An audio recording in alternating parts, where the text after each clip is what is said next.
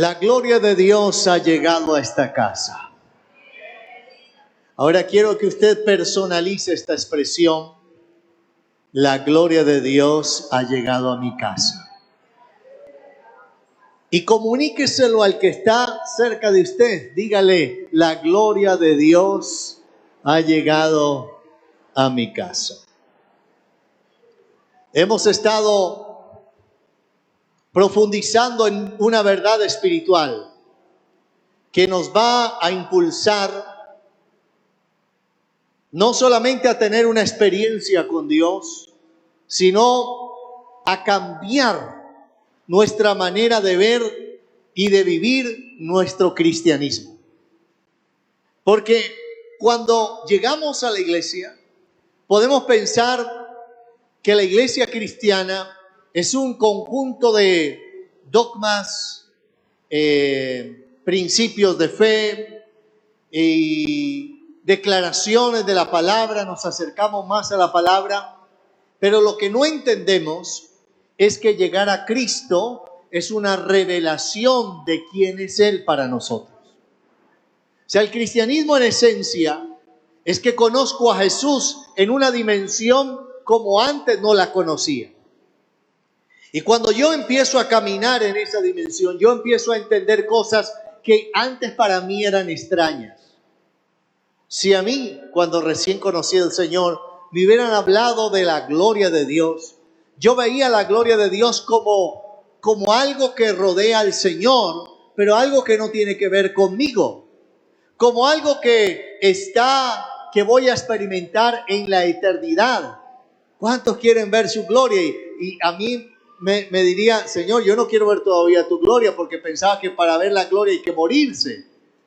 Entonces, pensábamos en la gloria de Dios como un asunto solamente después de la muerte. Y no nos enseñaron a través de la palabra que la gloria de Dios es una verdad que se revela en las Escrituras para usted y yo poder vivir en una dimensión espiritual. Yo te voy a decir esto. El que está bajo la gloria de Dios no se desanima nunca. Puede pasar problemas, dificultades, pero usted no lo ve desanimado. Usted lo ve bajo una dimensión de victoria. Y esa es la razón por la cual es importante que entendamos esta verdad que vamos a ver en las Escrituras. Permítame llevarle un pasaje que para mí es maravilloso, como todos, sin lugar a dudas, pero este tiene que ver con lo que estamos viviendo. Segundo libro de Crónicas, capítulo 7. Segundo libro de Crónicas, capítulo 7. Versículo 1 al 3.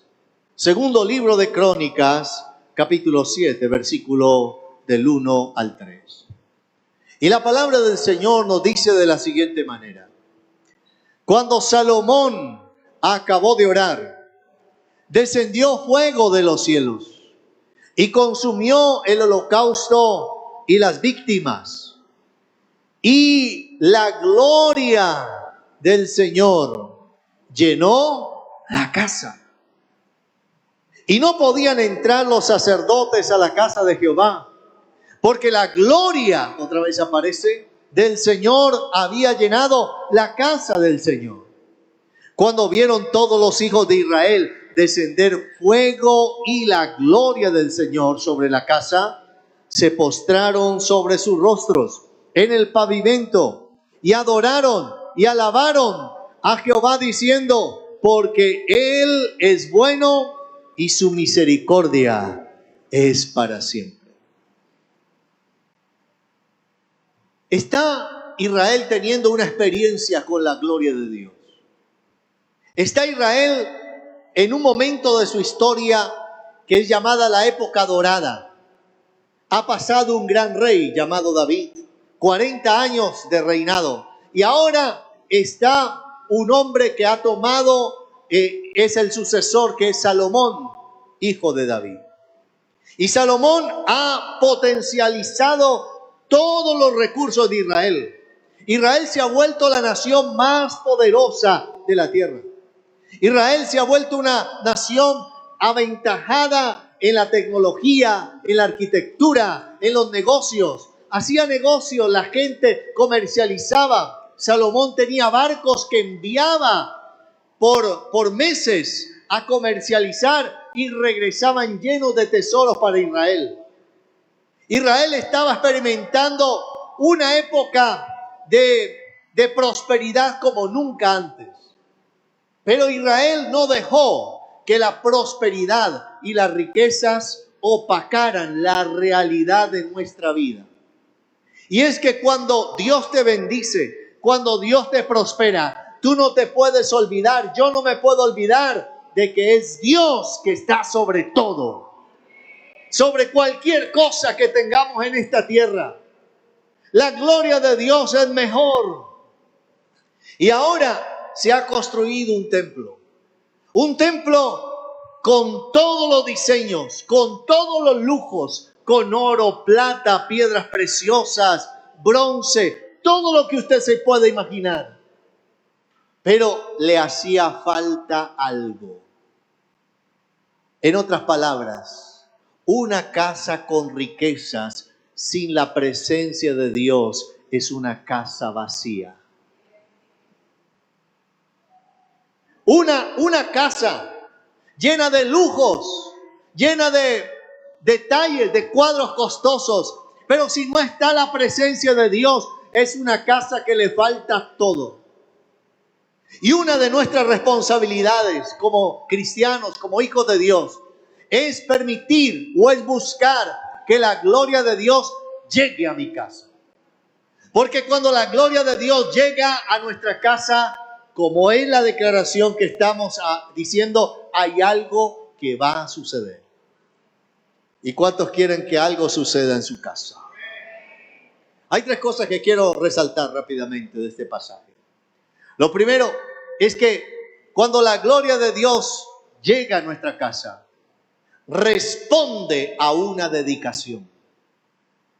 Eso es lo primero, responde a una dedicación. El texto nos dice en el versículo 1, cuando Salomón acabó de orar. Es Salomón que está frente a todo el pueblo. Y la oración de Salomón es una oración que está reconociendo al Dios que cumple lo que promete. Cuando usted lee el capítulo 6, usted ve a Salomón diciendo, todo lo que Dios ha prometido lo ha cumplido. No es una oración de queja, no es una oración de lamento, no es una oración donde no está satisfecho.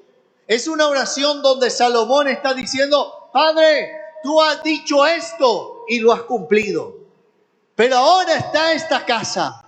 Y esta casa, aunque tenga belleza, si tú no estás, no pasa nada. Y cuando hemos aprendido acerca de la gloria de Dios y del templo, hemos entendido que la revelación del templo es que el templo ahora es nuestra vida.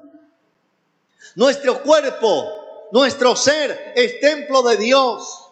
Y cuando hablamos que Dios llega a tu casa, no es que vas solamente a visitar el lugar donde tú habitas, es que te llena a ti, es que me llena a mí. Es que vas a caminar porque tú has tomado la decisión de dedicarle tu vida al Señor. Pero hay un costo. La historia dice que Salomón se demoró entre 7 y 13 años construyendo el templo.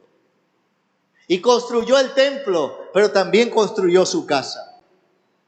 Fueron años donde Dios lo prosperó con propósito. Cuando tú y yo nos dedicamos al Señor, Dios te va a prosperar, pero va a demandar de tu prosperidad algo. Oh, se acabaron los aleluyas. La prosperidad que Dios nos da no es solamente para que tengas unas buenas vacaciones en Qatar o para que vayamos a ver el próximo mundial en el 2026. Bueno, para eso también Dios puede prosperarnos. No digan amén, gloria a Dios, amén. Pero Dios nos prospera con propósitos. ¿Cuál es el propósito? Que su casa también sea edificada. Hay una conexión espiritual entre lo que ocurre aquí y lo que ocurre en tu casa. Cuando yo me conecto con la casa de Dios, cuando yo me congrego, cuando yo estoy alimentándome en un lugar, hay una conexión espiritual entre lo que sucede aquí y lo que sucede en tu casa. Cuando tú entiendes que existe esa conexión, entonces vas a empezar a ver cosas en tu casa como las cosas que ves aquí. Vas a ver a Dios operando y visitando a tus hijos en las madrugadas, en las noches. Vas a entrar a la habitación de ellos y lo verás orando, lo verás clamando al Señor, lo verás buscando, adorando, porque la gloria de Dios va a provocar un hambre espiritual. Y cuando hablamos de eso es porque tú dedicaste tu casa. Tú tienes que tomar la decisión que tomó Josué. Cuando Josué está finalizando su periodo como juez, le dice a Israel: yo no sé a ustedes a quiénes servirán, pero yo y mi casa serviremos al Señor. ¿Qué diría nuestro profesor de español y literatura? El burro por delante. No diría que usar el yo como primero es equivocado, pero en el escenario no es equivocado. Porque no existe un compromiso en nuestra casa si yo no me comprometo. Josué dijo: yo me comprometo. Y como yo me comprometo, mi casa se compromete. Le hablo a los hombres de esta casa. ¿Dónde están los hombres de esta casa? Bueno, a ver, como los tres. Vamos a orar por los demás entonces. ¿Dónde están los hombres de esta casa? Amén. Eso, gloria a Dios. Tu compromiso con el Señor va a afectar todo tu hogar. Tú eres el primero que te alistas para venir a la iglesia. Santo Dios. A ti no te tienen que empujar para congregarte. Santo Dios. Porque el compromiso tiene que comenzar por el hombre de Dios, por el hombre que entendió que en su casa él tiene una responsabilidad espiritual. O cuando hay un ruido extraño en casa, ¿quién sale a mirar qué está pasando? Algunos dicen: pastor, mando a mi suegra primero. ¿Quién sale a ver qué está pasando? Diga conmigo: el hombre de la casa tiene que salir. Y cuando Dios levanta a hombres de Dios, la gloria de Dios se va a manifestar. Porque Salomón, el hombre de Dios, está orando. Esto no es un asunto machista, eso es un asunto de autoridad y es un asunto de compromiso. Porque yo te aseguro que una mujer que ve a un esposo comprometido con Dios es feliz. No dijeron amén las mujeres, pero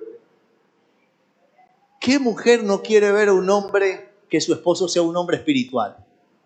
¿Qué mujer no quiere ver, qué esposa no quiere ver a su esposo arrodillado clamando a Dios por su casa? ¿Qué mujer no quiere ver a su esposo levantándose temprano el domingo diciendo: nos vamos a buscar al Señor? Por lo virtual dicen amén. Pero la gloria de Dios responde a una dedicación, a un propósito. Y algunos dirán: pastor, estoy pasando un momento difícil y yo todavía no veo como esa prosperidad. Pero yo tengo un testimonio que quiero contarle. En nuestra sede Robles estábamos construyendo, habíamos comprado para la iglesia, de ese lugar habíamos adquirido una nueva propiedad. Esa nueva propiedad nos implicaba que teníamos que pagar una cuota mensual por esa propiedad muy alta. Era más lo que pagábamos por la cuota para la compra de la propiedad que los ingresos que teníamos como congregación. O sea, ni siquiera los ingresos de todo el mes nos daban para comprar eso. No teníamos para pagar salarios, no teníamos para pagar agua, ni luz, ni nada de más, porque todo se iba allí. Así que nos tocó, con los creyentes que estaban allí, empezar a hacer algunas actividades. y recogimos algunas ofrendas voluntarias y Dios empezó a prosperar a muchos. Empezó Dios a bendecir las casas de los creyentes porque la casa de Dios necesitaba algo. Y no te digo esto porque necesitemos algo, sino porque Dios quiere bendecir tu casa. Porque la gloria de Dios también va a traer algo especial en tu economía. Y porque tu casa va a ser visitada por la prosperidad de Dios. En todas las áreas, no solamente económica. Pero una mujer viuda con su mamá, adulto mayor, ambas adultos mayores, su nombre María Mina, llegaba cada domingo con un sobre lleno a reventar de monedas y billetes de 2,000. Y yo sabía la necesidad que ellas pasaban, pero ella decía: pastor, esto es mi ofrenda para la casa de Dios. Y en una ocasión yo le devolví la ofrenda y dije: no, María, yo no podemos aceptar eso. Yo sé qué estás viviendo tú. Y ella me dijo: pastor, no me quite la bendición. Y me contó esto. Me dijo: todos los viernes y los sábados, pastor, sacamos una vitrina afuera de mi casa con unas empanadas y vendemos empanadas. Y todo el producto de la venta es para la casa de Dios. Y empecé a llorar. Porque una mujer que no tenía, daba por amor, no por obligación. Nadie le dijo que hiciera eso. Es que la gloria de Dios había llegado a ella y ella entendía que tenía que hacer algo para que la casa del Señor fuera edificada. Se pagó esa propiedad. Se quedó, si pagamos, no tenemos deuda con esa propiedad. Pero hay marcada una historia de gente que dijo: Dios me prospera para la casa de Dios. Quiero ver la gloria de Dios en mi casa, pastor. Claro que la verás. Te prosperará. Pero también tiene que haber una dedicación. Una dedicación porque debe existir amor por el lugar donde te alimentas. Lo segundo que nos muestra este pasaje es que la gloria de Dios no solamente llega a una casa porque responde a una dedicación, sino que llega a una casa para hacerse visible. Para hacerse visible. Cuando Salomón acaba de orar, ocurre algo extraordinario. ¿Qué es lo que ocurre? Desciende fuego. ¿De dónde? De los cielos. Y consumió el holocausto y las víctimas. El sacrificio que había allí. Dios respondió a la oración. Dios responde a la oración de sus hijos con fuego y con gloria. Amén, pero ayúdele al predicador. Dios responde a nuestra oración con fuego y con gloria. O sea que cuando tú oras, algo tiene que ocurrir. Algo viene de Dios. Algo sucede cuando tú y yo nos dedicamos al Señor y se vuelve visible. Y ese escenario que ha ocurrido, que es que el fuego descienda, había ocurrido también cuando Elías ha confrontado al pueblo de Israel años atrás con los profetas de Baal. Y ahora Dios está diciéndole a Israel: yo soy el Dios de tu historia, yo soy el Dios de Elías, yo no cambio. El mismo fuego que consagró el altar, donde Elías recuperó de nuevo la confianza del pueblo en Dios, es el mismo fuego que ahora desciende para decirle al pueblo de Israel: yo estoy con ustedes. Y cuando la gloria de Dios llena nuestra casa, entonces la gloria de Dios se hace visible. Porque todos los que estaban allí vieron eso que ocurrió. Lo que yo te estoy diciendo es que te tienes que preparar, porque cuando tú te dedicas al Señor, tú verás grandes cosas en tu vida. Verás a Dios obrando de una manera sobrenatural. Verás a Dios actuando y cambiando la historia de tu casa y de tu familia. Yo veo la gloria de Dios en este lugar. Cuando lo veo a usted. Yo a veces saludo a algunos creyentes que están por aquí. Y como tengo el privilegio de ser el pastor y conocer la historia de cómo llegaron a Cristo y de algunos de cómo eran antes de conocer al Señor, yo a veces me río de alegría. Digo, Señor, tú eres increíble. O sea, en la imaginación de nadie, de ninguna persona, ni siquiera de esa misma persona, uno se imaginaría la obra que tú puedes hacer. Gustavo Rojas, yo le contaba ahora a los líderes de conexión, fue el joven que me invitó a la iglesia cuando yo tenía 17 años.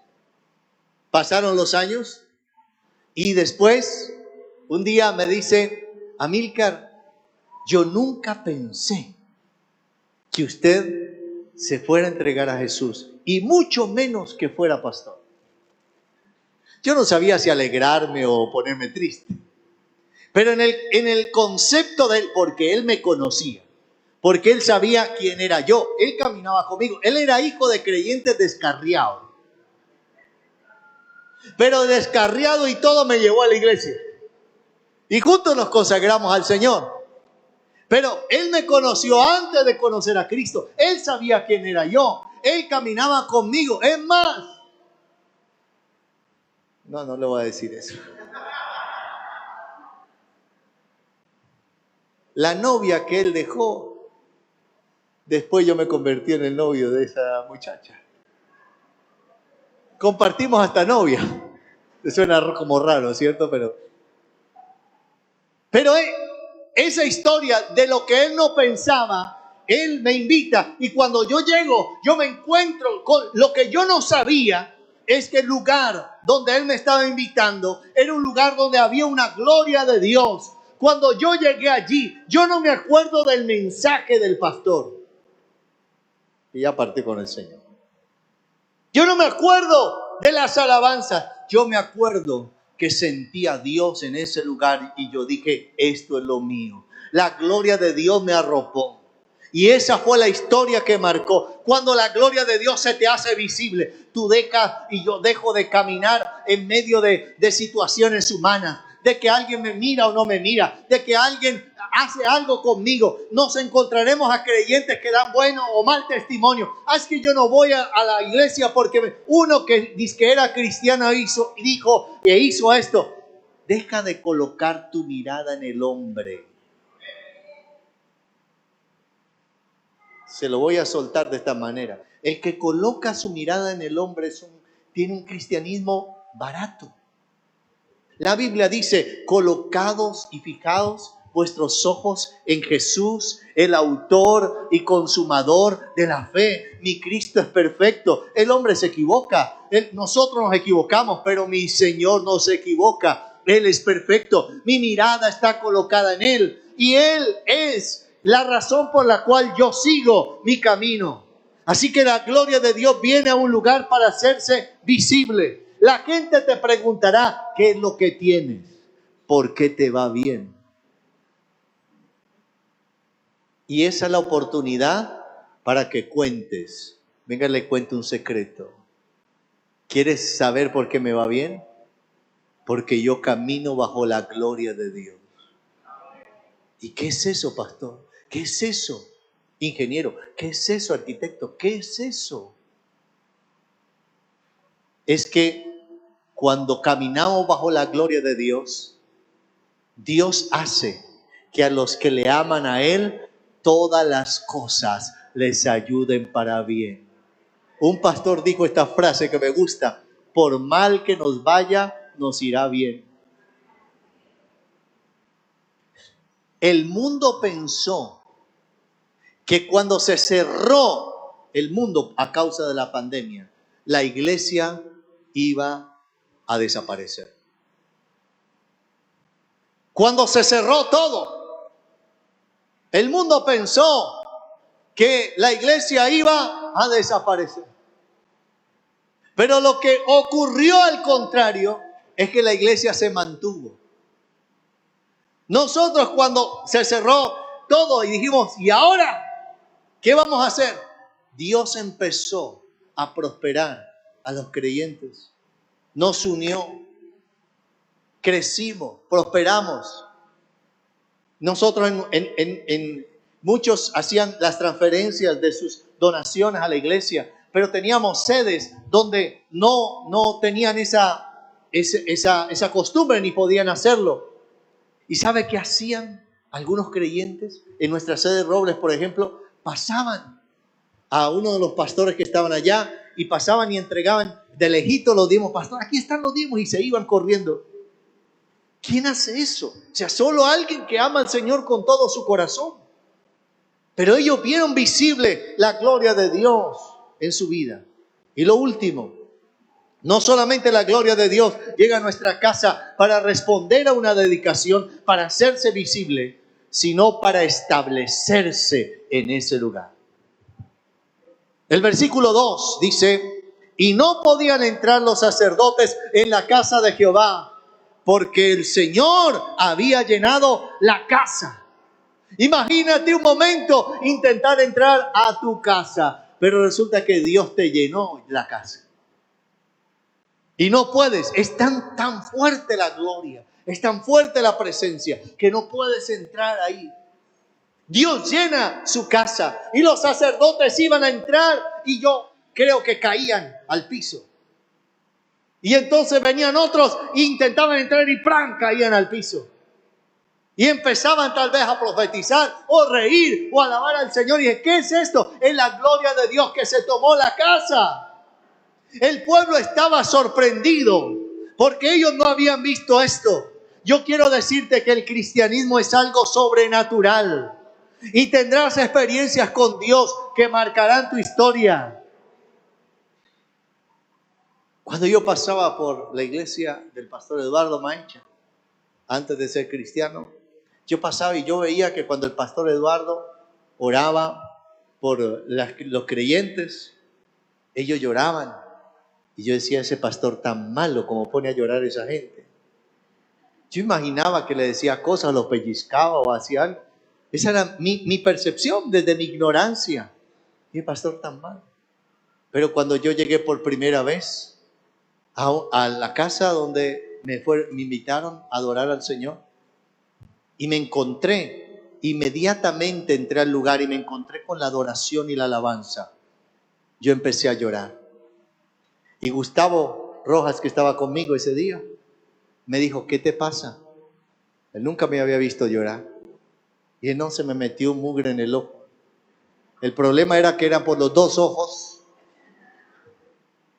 Ese día yo lloré la alabanza, lloré la adoración, lloré las ofrendas. Bueno, algunos lloran también las ofrendas. Lloré los anuncios, lloré la palabra. Y yo dije, ¿qué me está pasando? ¿Sabe qué te está pasando?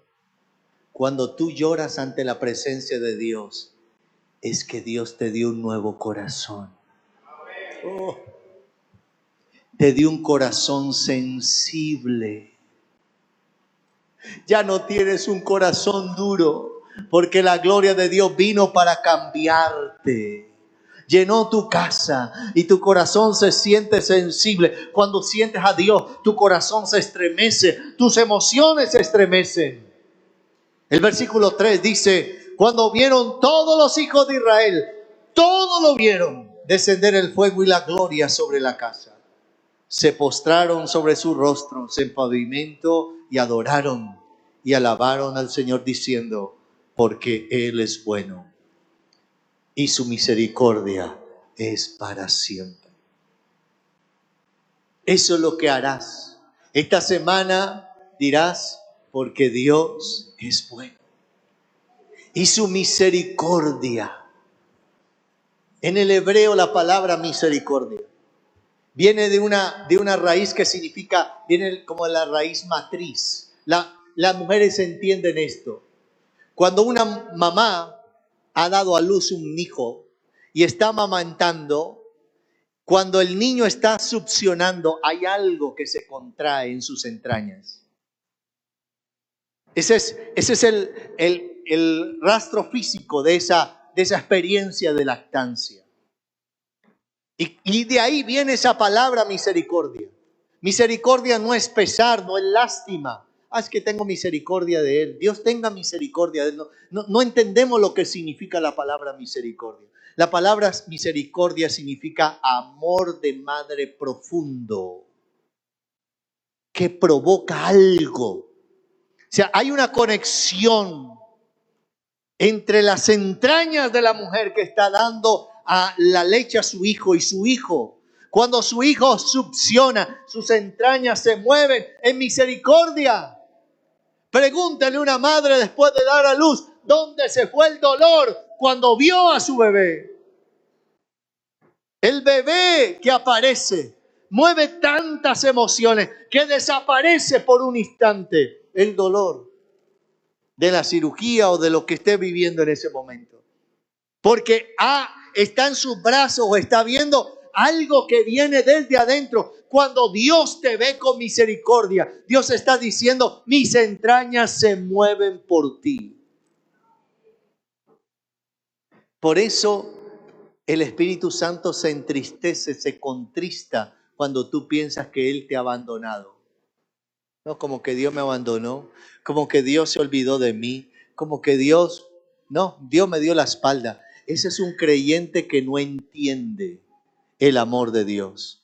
Porque Dios dice, aunque tu padre y tu madre te dejaren, yo nunca, escucha esto, yo nunca, nos dice el Señor, yo nunca, nunca es que, nunca te dejaré, ni te abandonaré. Estaré contigo todos los días de tu vida. Hay una responsabilidad cuando pido que la gloria de Dios llegue a mi casa. Porque la gloria de Dios llega a tu casa para arreglarla.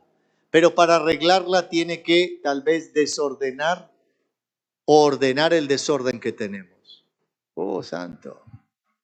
Y entonces cuando la gloria de Dios te visite, y te voy a soltar esta palabra, tú ya no vives en unión libre, tú te quieres casar. Dice Carlos, amén. Porque la gloria de Dios viene para organizarte. No vaya a ser como una pareja que me dijo, el esposo me dijo, no, es que yo no me quiero casar porque es que si me caso, como que los que se casan, como que ya después se divorcian.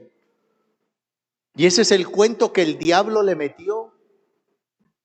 Yo quiero decirte que cuando tú honras a Dios, porque tú dices, alguien te dice, no, es que el matrimonio es un papel. No, el matrimonio no es un papel, el matrimonio es un pacto legal, un pacto que se establece. Le hablo a las mujeres solteras que están aquí. Si hay un hombre que dice, no, yo te amo mucho, pero vayámonos a vivir, ese no te ama lo suficiente. Se fue la gloria. Pues aunque sea el fuego, está ahí. Si no es gloria, es fuego. Si no te ama para casarse contigo, bloquéalo. Y no, mijo, porque el amor está acompañado con responsabilidad. Un hombre que ama quiere darle a esa mujer la honra. ¿Y sabe cómo le da la honra? Sacándola de la casa con el honor de un matrimonio. No vio que ningún soltero dijo amén. Y el pastor, así me va a quedar soltero toda la vida, porque hoy los muchachos no quieren casarse. Pero ese es el principio. Y el principio siempre te va a bendecir. Porque si tú cedes al principio, no va a llegar la gloria de Dios. Pero cuando llega la gloria de Dios, tú quieres honrar a Dios con todo. Y cuando tú honras a Dios con todo, Dios va a visitar tu casa y va a arreglar lo que tú no puedes arreglar. ¿Por qué no te colocas un momento de pie, por favor? Yo quiero que esté el grupo de alabanza aquí, por favor. Quiero que cierres tus ojos. Quiero que le digas al Señor en esta hora que tú y yo necesitamos que su gloria llegue a nuestra casa. La gloria de Dios tiene que ver con la operación del cielo a nuestro favor. La gloria de Dios tiene que ver con lo que Él va a hacer en tu vida. Este es un momento donde tú tienes que tomar la decisión si te dedicas, si dedicas tu casa, con la demanda que eso implica. Y he declarado esta mañana, la gloria de Dios llegó a esta casa. Y declaro que la gloria de Dios llegue a cada casa de los que nos están viendo. Y en el nombre de Jesús, Señor, pido que tu manifestación sobrenatural esté sobre sus vidas. En el nombre de Jesús.